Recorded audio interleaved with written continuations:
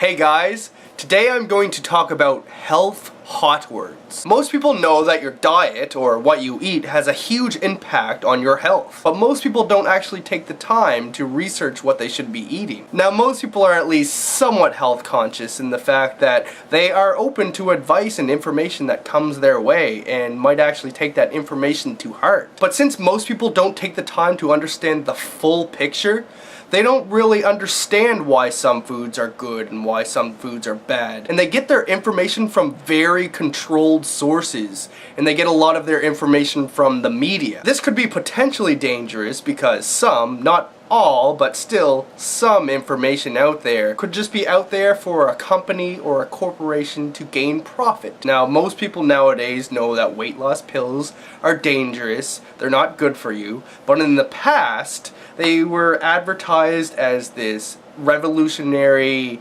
weight loss pill that you could just take and not work out or eat, and you could eat whatever you wanted and still lose weight. But the problem is this is very unhealthy for you. And as soon as you stop taking these pills and you continue with the same habits that you had in the past, you'll gain weight. Most of these pills had caffeine in them or had some way to increase your heart rate, but they increased it unnaturally with drugs, which over time was very detrimental to a person's health, and they're still consuming the same bad foods as they were before.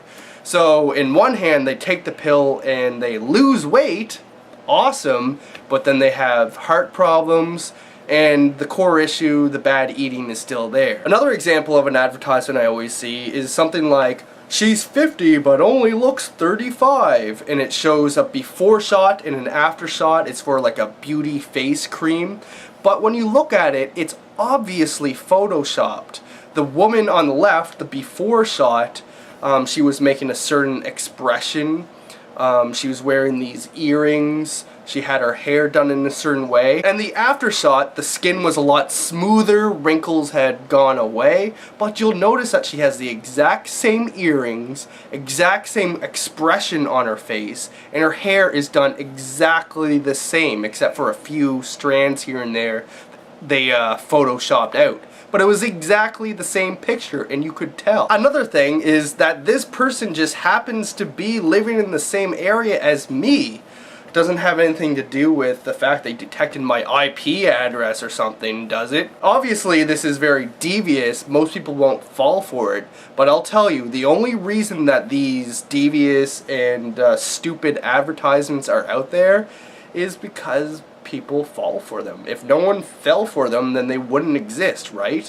Why would they keep putting up these advertisements if no one was falling for them? A lot of the times you'll hear about the new study where scientists tell you that this food promotes weight loss. For example, coconut oil promotes good health, or omega-3 fatty acid helps in losing weight. While these things are true, coconut oil is good for your health, and omega-3 fatty acid is an essential part of your diet. They are just part of a healthy diet. You can't just wake up every morning and start taking omega-3 supplements and then expect you to lose a pound every day. You can't just use coconut oil in your cake recipe and eat junk food all day just because you have a little bit of coconut oil in it. Grapes are good for you, but you can't just start eating one grape a day or do one push-up a day. You have to change the big picture, not just one single component. One of the biggest problems of health hot words and why you should beware of them is that since these words like omega-3 or coconut oil are actually healthy for you, and they're repeatedly told to us in the media that they are healthy for you, and they actually are healthy for you, confirmed by scientists, is that word actually links to your mind as a healthy food. And when you actually start to try to eat healthily, you may see this word plastered on a whole bunch of items at your grocery store. So they make these words stand out on packages. Go to your grocery store, I'm sure you'll be able to find at least a few things that now say omega-3 on them. Omega-3 isn't a new thing, but the fact that it's a health hot word is a fairly new thing. You'll go and pick up a package of eggs and it says omega-3 on them. Oh, these are healthy eggs. Oh, I get it.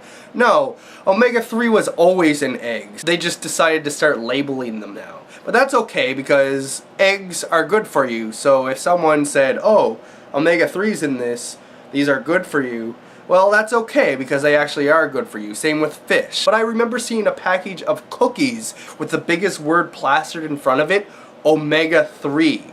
So someone who's not very educated or just doesn't think things through or just doesn't know that much about how to eat right might look at this and say, hey, omega-3 is good for you. It promotes fat loss. Well, when omega-3 is in a cookie with the highest ingredient is sugar and then the rest of the ingredients are preservatives, then it's not that good for you. The same thing with whole grain bread. I always heard how whole grains were good for you, which is true. Whole grains are good for you, and I always thought whole grain bread was good for you. But if you go to the grocery store, you'll notice that most of the packages of whole grain bread, read the ingredients, you'll realize that it's not that healthy for you. I think the second or third ingredient is glucose, sucralose or whatever. It's sugar.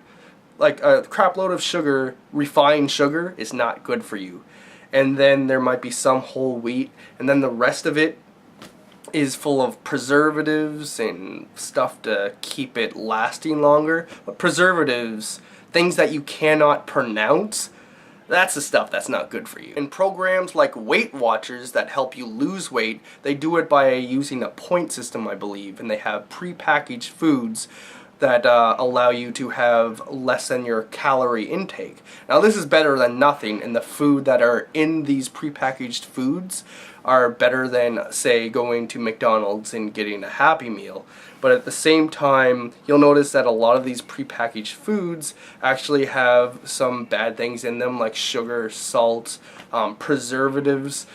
And the whole reason that you lose weight is because you eat less calories, because you have smaller portions. But you just have smaller portions of not so great food. I mean, it's a lot better than McDonald's, as I said, because it does have vegetables and rice or whatever in them. But I've seen stuff like low-fat popsicles and chocolate fudgicles and stuff on there.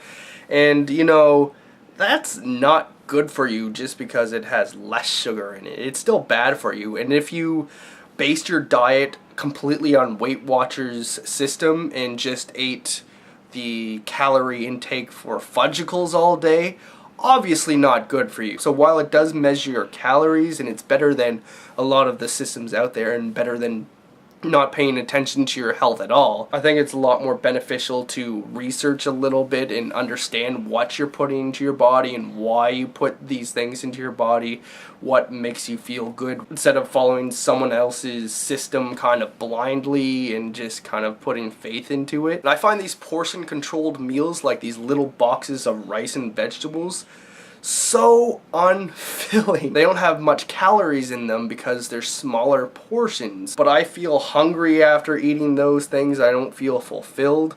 But if I eat a healthy diet of things that I should be, which is pretty much vegetables, fruit, some lean meat maybe for protein, and if you're not into meat, even eating some raw nuts, some raw seeds, stuff like that. If you stick to a diet like that, where you rarely eat prepackaged foods or refined foods or stuff where people mix them together, like eat apples. Apples, the only ingredient in an apple is an apple, so you know what it is and whatever. But anything that's cut up and mixed together, they have to have a long shelf life, so they put preservatives in that stuff. I mean, you are eating less bad food, which is better for you, but you should be replacing the bad food with the good food rather than just eating less bad food. Like, imagine a guy saying, hey guys, I'm like a health nut now, I'm making healthier choices. Today I drank only half a cup of diarrhea instead of a full cup of diarrhea. I mean, I suppose that's better, but you're still drinking half a cup of diarrhea. Okay, that's an extreme, disgusting analogy, but you get my point. Okay, so I have a challenge for you all.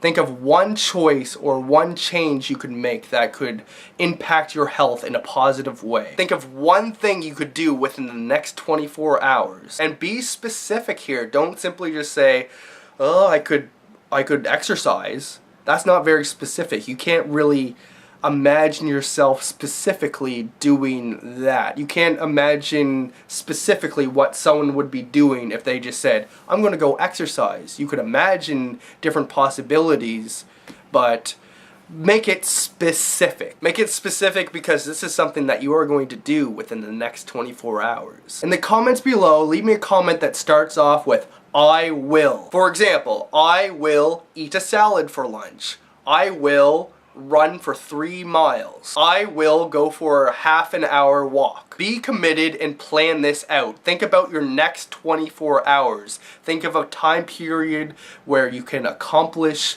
this one thing. If it's for your lunch, then simply you just have to remember to go buy the salad and plan that out. Plan out yourself going to the grocery store and buying that salad or those leaves or leafy greens or whatever. Or block some time off in the future to go for your walk or your run or whatever.